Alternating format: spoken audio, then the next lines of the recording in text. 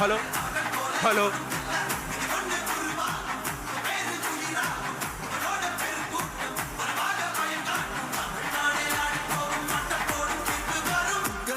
உங்க விஜய் உயிரன வரனா உங்க விஜய் எளியவன் குரல்னா உங்க விஜய் தனியா நின்ற கடல்னா உங்க விஜய் எளியவன் குரல்னா உங்க விஜய் தனியா நின்ற கடல்னா மக்கள் தானே மன்னர்களை உனக்கு காட்ட வரனா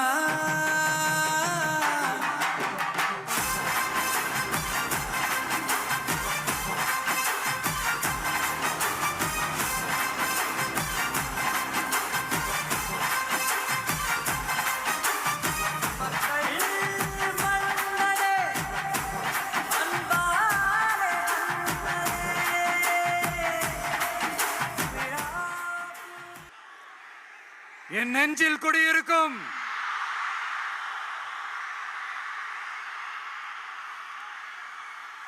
புதுச்சேரி மக்கள் உங்கள் அனைவருக்கும் என்னுடைய வணக்கம். வணக்கம் வணக்கம். எல்லாரும் எப்படி இருக்கீங்க?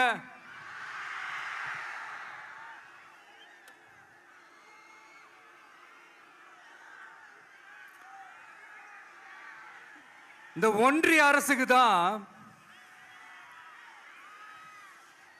தமிழ்நாடு ஒரு தனி மாநிலம், புதுச்சேரி ஒரு தனி யூனியன் பிரதேசம். அவங்களுக்கு தான் தமிழ்நாடு தனி, புதுச்சேரி தனி, இப்படிலாம் இருப்பாங்க. ஆனா நமக்கெல்லாம் அப்படி கிடையாதுங்க. நாமெல்லாம் வேறு வேறு கிடையாது. நாம் எல்லாரும் ஒண்ணுதான்.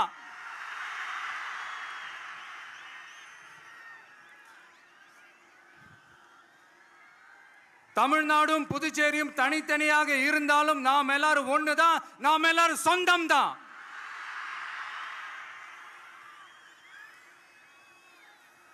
வேற வேற வீட்டுல, வேற வேற ஊர்ல, வேற நாட்டுல, வேற ஸ்டேட்ல இருக்கிறதுனால நாம் எல்லாரும் சொந்தங்கள் இல்லைன்னு ஆயிட முடியுமா? அது எப்படி முடியும்?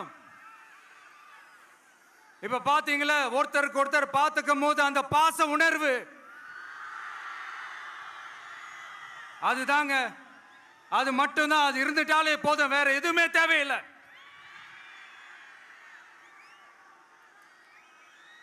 அதனால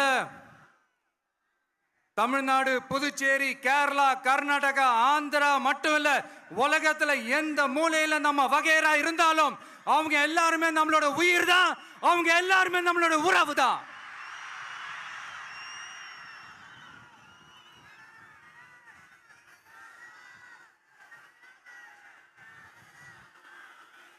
புதுச்சேரினாலே உடனே ஞாபகத்துக்கு வர்றது மணக்குள விநாயகர்,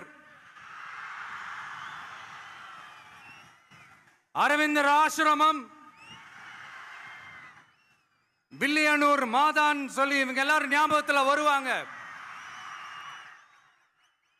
அது மட்டும் இல்ல, மகாகவி பாரதியார் அவர்கள் இருந்த மண், பாவேந்தர் பாரதிதாசன் அவர்கள் பிறந்த மண். அது மாதிரி இன்னும் சிறப்புகளை அடுக்கிக்கிட்டே போலாம். ஆனா அரசியல்னு வந்துட்டா ஒரு முக்கியமான விஷயத்தை பத்தி நம்ம சொல்லி ஆகணும். 1977ல புரட்சி தலைவர் எம்ஜிஆர் அவர்கள் தமிழ்நாட்டில் ஆட்சி அமைச்சாங்க. ஆனா அதுக்கு முன்னாடியே 1974லயே இங்க புதுச்சேரியில அவங்களோட ஆட்சி அமைஞ்சது. அதனாலதான் அப்பவே சொன்னாங்க, நமக்காக வந்தவர் எம்ஜிஆர், அவரை தமிழ்நாட்டில் மிஸ் பண்ணிடாதீங்கன்னு நமக்கு அலர்ட் பண்ணதே புதுச்சேரி தான். அப்படிப்பட்ட புதுச்சேரியை நம்மளால மறக்க முடியுமா?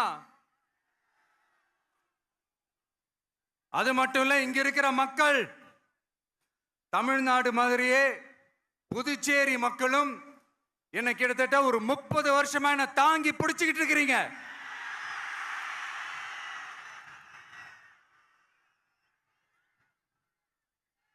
அதனால இந்த விஜய் தமிழ்நாட்டுக்கு மட்டும் தான் குரல் கொடுப்பான்னு நினைக்காதீங்க.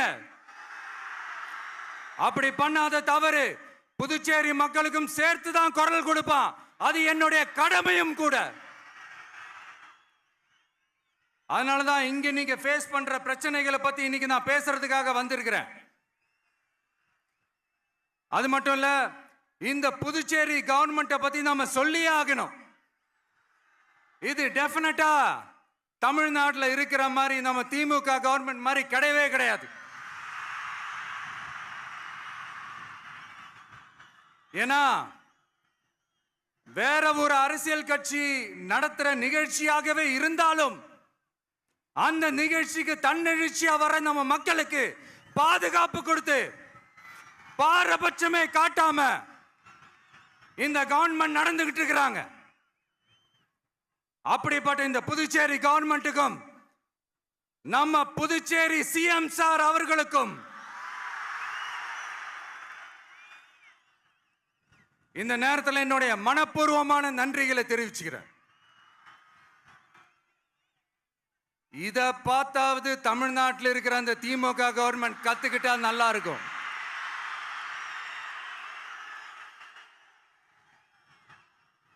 ஆனா அவங்க கத்துக்க மாட்டாங்க. பரவாயில்ல, வரப்போற எலெக்ஷன்ல 100% கத்துக்குவாங்க. அத நம்ம மக்கள் பார்த்துக்குவாங்க. புதுச்சேரியில் இருக்கிற கவர்மெண்டோட கூட்டணி ஆட்சியில இருந்தாலும் புதுச்சேரிய ஒன்றிய அரசு எதிலையுமே கண்டுக்கல என்றது புதுச்சேரி மக்களான உங்களுக்கு நல்லாவே தெரியும். மாநில அந்தஸ்து கோரிக்கையை மட்டுமா கண்டுக்கல, இங்க வளர்ச்சி ஏற்படவும் துணை நிக்கவே இல்லைன்னு கேள்விப்படுறோம்.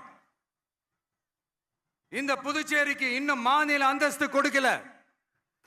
மாநில அந்தஸ்து வேணும்னு கேட்டு பல முறை சட்டசபையில தீர்மானம் போட்டு ஒன்றிய அரசுக்கு அனுப்பி வச்சுக்கிட்டே இருக்கிறாங்க.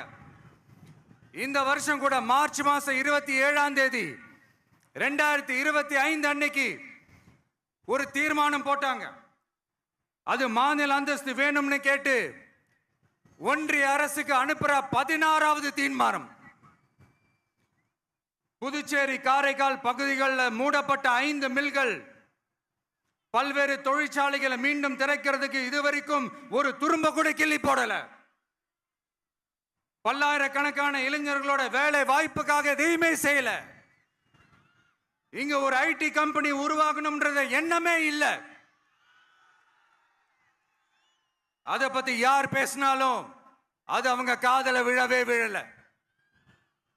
இங்க ஒரு அமைச்சரை ஊழல் குற்றச்சாட்டுல பதவி விட்டு நீக்கப்பட்டு அந்த இடத்துக்கு இன்னொருத்தரை நியமிச்சு 200 நாள் ஆச்சு.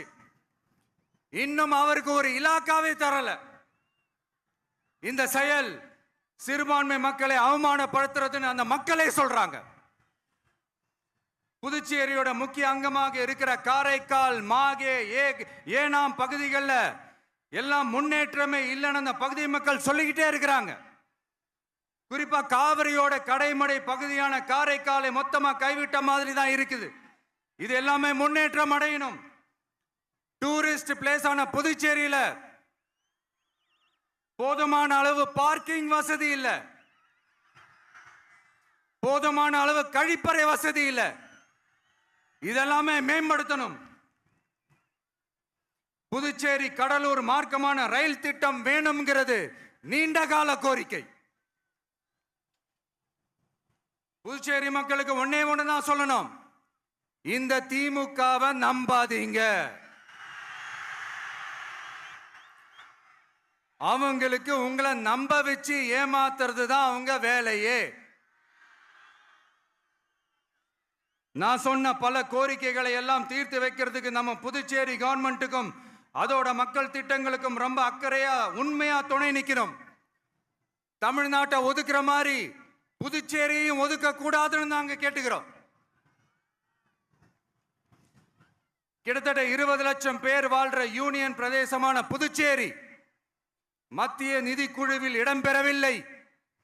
அதனால் மாநிலங்களுக்கான நிதி பகிர்தல் அடிப்படையிலும் யூனியன் பிரதேசங்களுக்கான நிதி பகிர்தல் அடிப்படையிலும் புதுச்சேரிக்கு நிதி ஒதுக்கப்படுவதில்லை. அதனால ஒவ்வொரு ஆண்டும் புதுச்சேரிக்கு தோராயமாகவே மத்திய அரசு நிதியை விடுவிக்கிறது.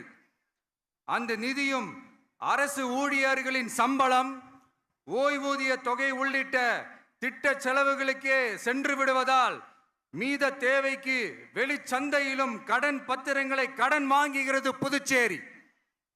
இந்த நிலைமை மாறணும்னா ஒரே வழி, மாநில அந்தஸ்து நம்ம புதுச்சேரி மக்களோட பல்லாண்டு கால கோரிக்கை. புதுச்சேரிக்கு போதுமான நிதி வரத்து இல்லாததுனால வெளியே கடன் வாங்க வேண்டியதா இருக்கு.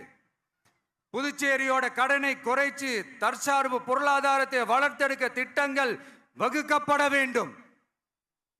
மாநில அந்தஸ்து வாங்கினா மட்டும் போதாது இல்லையா, தொழில் வளர்ச்சியும் தேவையாச்சே. புதுச்சேரி தென்னிந்தியாவின் முன்னணி இண்டஸ்ட்ரியல் ஹப்பாக மாற்ற எல்லா முயற்சிகளும் எடுக்க வேண்டும். இந்திய அளவில் ரேஷன் கடைகளே இல்லாத மாநிலம் புதுச்சேரி தான். ஏழை எளிய மக்களுக்கு வாழ்வாதாரமே ரேஷன் கடைகள் தான்.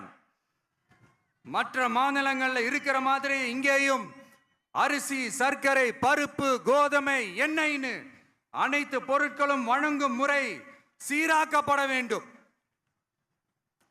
கடைசியா, மீன் பிடிக்க செல்லும் காரைக்கால் மீனவர்களை அடிக்கடி கைது செய்யும் இலங்கை கடற்படை அவர்களின் படகுகளையும் பறிமுதல் செய்து விடுகிறது. அதனால் நீண்ட போராட்டங்களுக்கு பிறகு அவர்கள் விடுவிக்கப்பட்டாலும் படகுகள் கிடைக்காததால் படு மோசமான நிலைக்கு தள்ளப்படுகின்றனர்.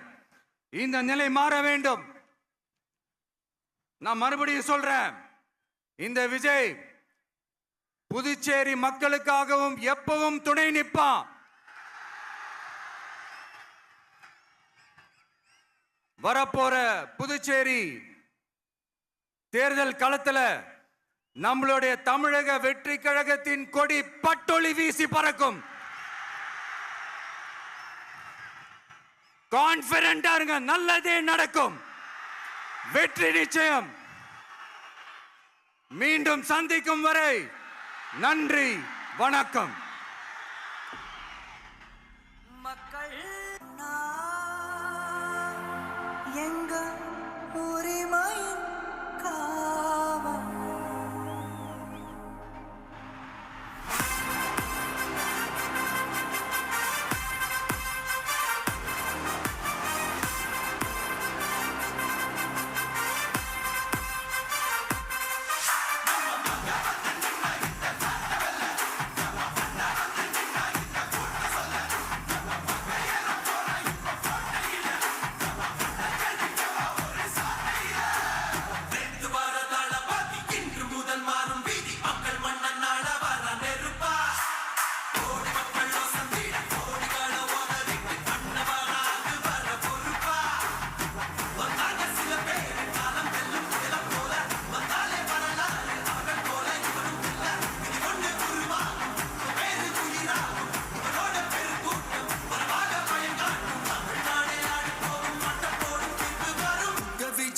விஜய் உயிரன வரனா